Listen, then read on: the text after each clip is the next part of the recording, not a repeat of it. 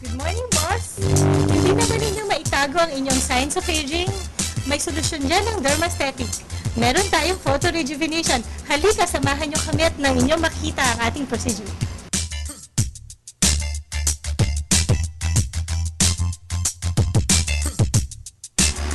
Ang photo rejuvenation, ginagamit siya para maayos natin yung mga uneven skin, even yung mga pamumula ng face, kasi may mga ibang tao na medyo meron tayong nakikita na mga broken face or yung mga mapupulang vessels na nakikita sa face. Kung pwede rin itong gamitin kung sakali meron tayong mga hyperpigmentations or yung mga uneven skins or meron tayong mga fine lines. So, dahil sa photo rejuvenation, pwede nating ma-rejuvenate or mapabata ang ating skin without any downtime. Ang photo rejuvenation, hindi ito masakit. Nakakagulat lang dahil sa nilalabas nitong light.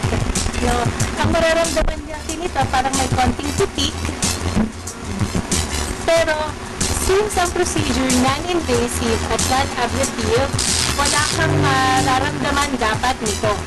No? Konting pitik lang talaga. At pagkatapos ng procedure, walang downtime. Ang inilalagay natin actually dito is gel. Itong gel na to, malamig ito para hindi masyadong nararamdaman yung light na pinapulse natin sa skin ng patient. Nakikita natin na meron siya mga hyperpigmentations. No? So mag-focus din tayo dito sa may cheek area niya.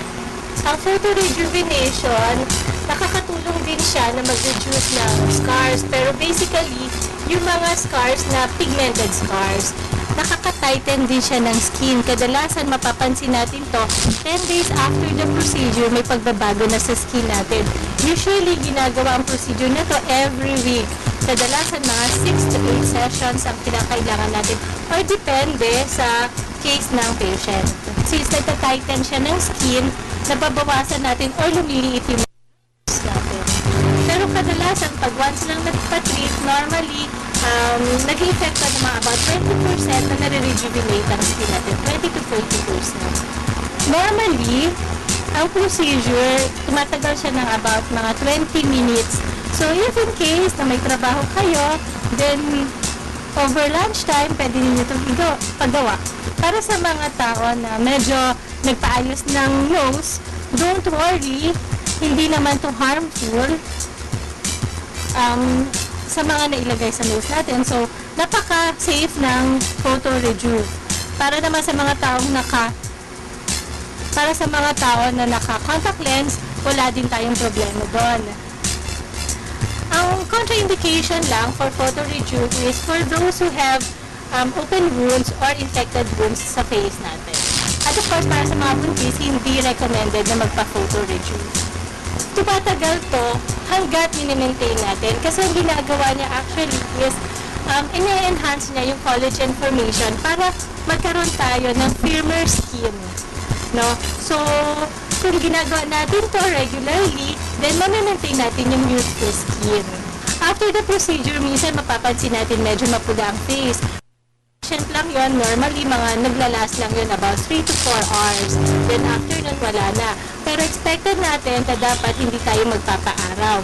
Make sure na maglalagay tayo ng sunblock or any sun protection para hindi naman, kasi more or less naka-expose yung skin natin. Kasi during the procedure, meron tayong pinapause na light. So every time na naggagawa tayo ng procedure, medyo exposed tayo sa any damage na pwedeng gawin sa atin ng sun.